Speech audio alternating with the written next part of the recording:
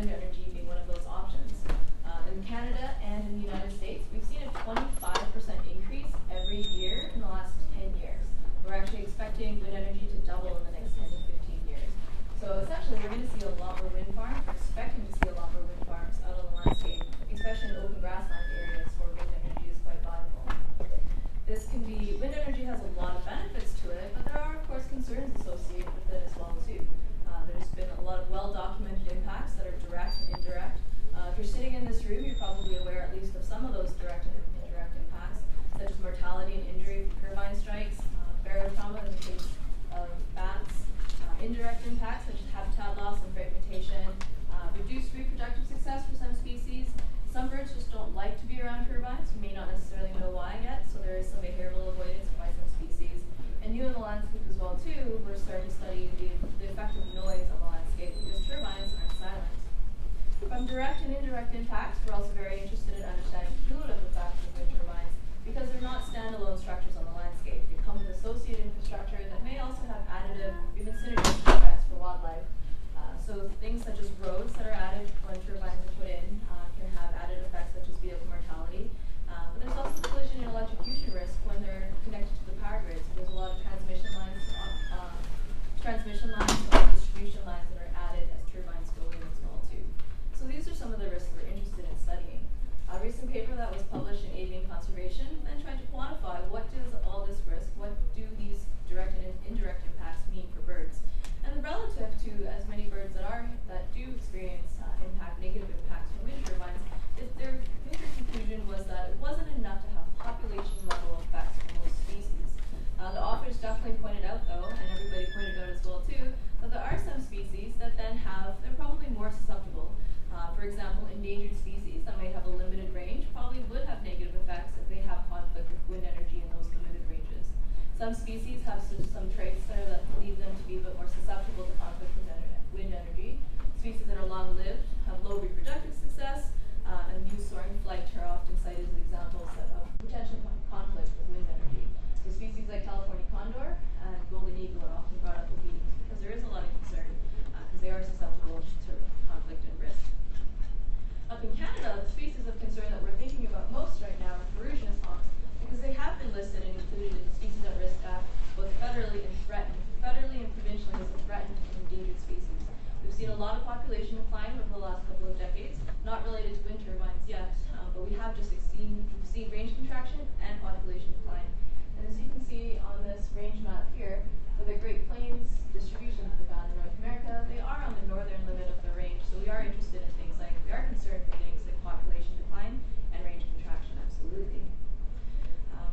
As we see wind energy kind of really increasing on our landscape, right now I know the Alberta government has 39 permits that are under review right now, and that's up from I think 5 to 10, which is normal in an annual year.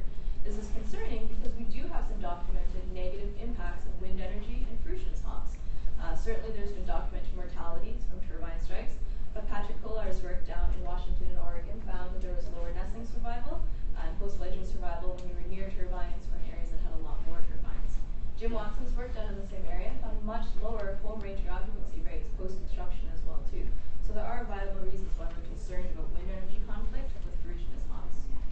So because we know that these conflicts can definitely happen with ferruginous hawks, then regulators and industry are going to be hopefully very concerned about trying to mitigate some of that risk and try to reduce some of that impact. And the way they often do it is pre-development surveys and putting together environmental assessment plans that often include trying to avoid, minimize, and compensating for any type of impact.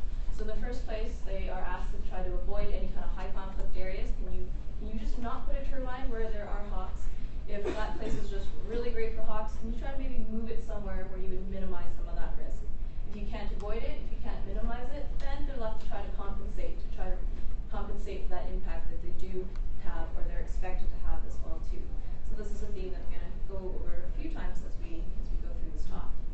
So because we're interested in trying to reduce impact, and one of the really important first steps to trying to reduce conflict risk is just avoid the overlap of wind turbines where there's hawks. So one of the things I wanted to do was then identify areas that had high conflict risk, areas that had a lot of wind potential and had high probability for finding hawks. I also wanted to then identify low environmental liability zones. So these are areas that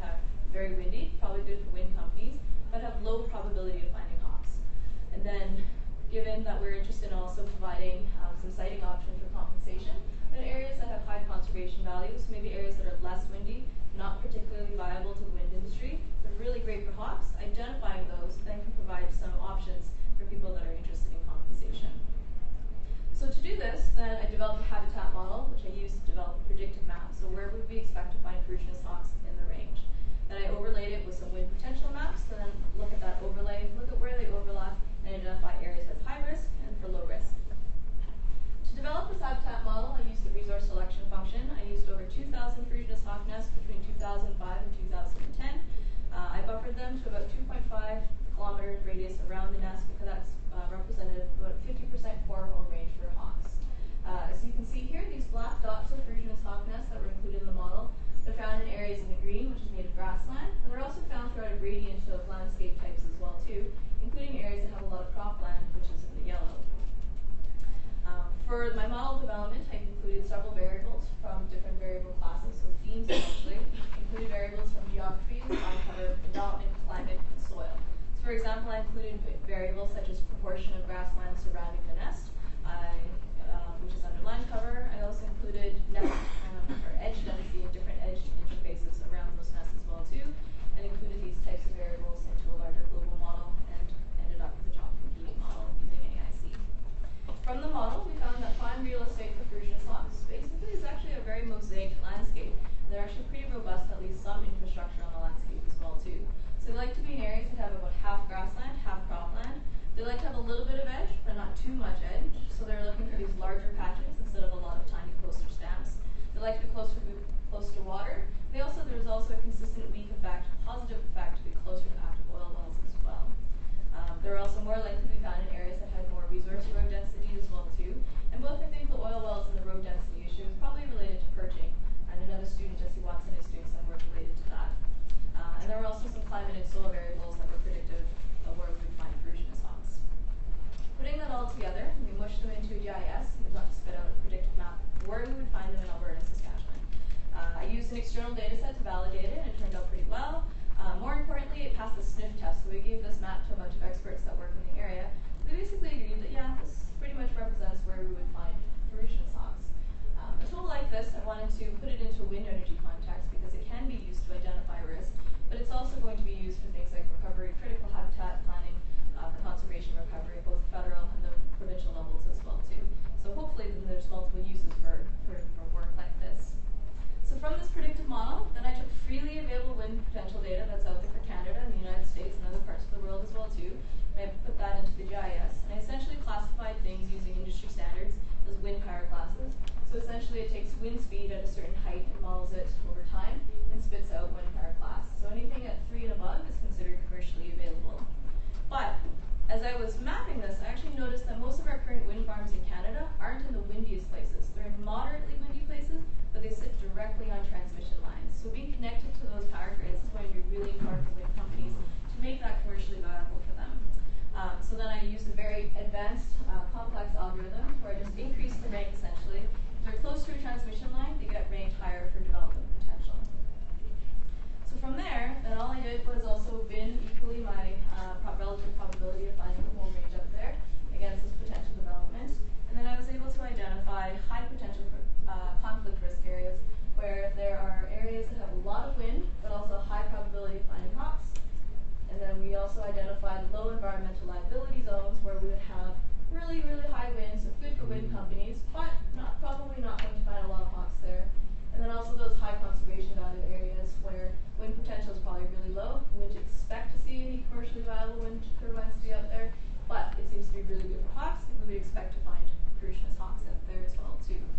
So when you overlay them, we're actually really pleased to see that areas that have high risk, so areas that have a lot of wind and have high relative probability of finding hawks, doesn't actually make up a lot of the spatial area, and that's really, really positive. It's actually less than 1% of the range in southern Alberta and southern Saskatchewan.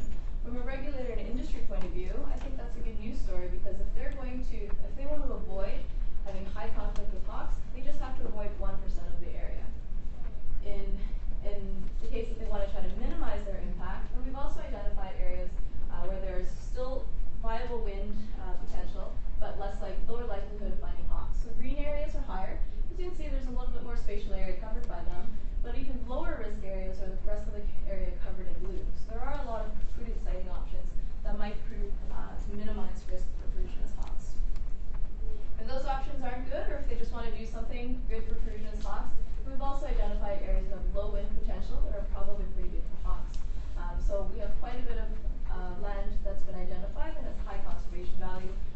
ideal for something like conservation easement to go through to help Frugianus hawks conservation and recovery.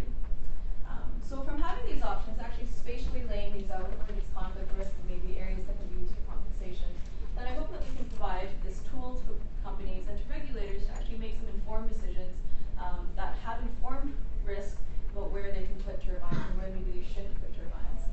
There's certainly a lot more to think about as well too. There's cumulative effects on the landscape. Turbines aren't the only land use that's out there. There's oil and gas, there's agriculture as well too, so different things to think about and infrastructure related to that.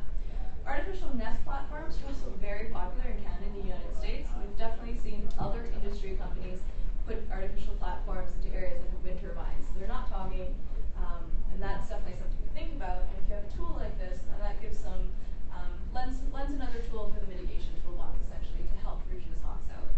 They're not the only species at risk out on the landscape, so there's certainly other birds and critters to think about, and plants as well too. And certainly a tool like this is essentially a predictive habitat model overlaid with freely available wind data. So really lots of people can do this given the resources. From here, we are ready to submit to an open access journal, and that's important because we want this readily available for people to use.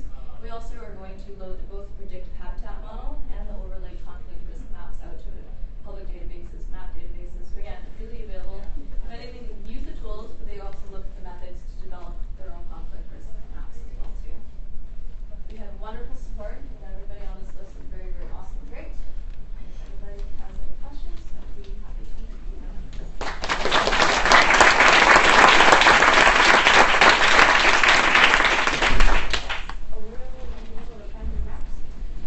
Since we upload them, I think there's a couple of different map databases that we'll probably upload them up to. If you're in a rush for them, I can email them to you as well.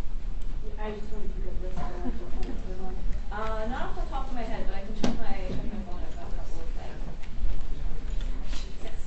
Have you been able to get a response from the provincial equivalent of Department of Energy from like the wind program? That's a good question. We work very closely with both provincial governments for Alberta and Saskatchewan, and they are very excited about the model and have at least looked at it because we're finally developing, the need for actually developing wind-powered wildlife management plans has finally come up. And so this is actually their first species that they have something like this that they can use. They then talk to sort of the equivalent energy boards as well too. But like in any system, it's a little bit of a push and pull system as well too. Are you going to make maps for the U.S. range of the hawk as well? If somebody needs me for a postdoc, I'm available for that, and I will do the work. Yes. I had one question. So for compensation, I would assume those lands are privately owned land? That's a good question. Some of them are, but they aren't all privately owned lands. And the neat thing about that is that there's quite a bit of land that's been that we've identified as low wind and high hawk. So there's some national parks in here, so good, protected. There are some federal pastures here. If you're familiar with the Canadian politicking system, they're trying to sell them off. But there's a lot of people that are very interested in keeping them within government controls that they're very protected. Those might be really good candidates for them. And so thankfully one of my supervisors is involved at the federal level as well too. So a tool like this, in my idealistic mind, which I'm happy to go with,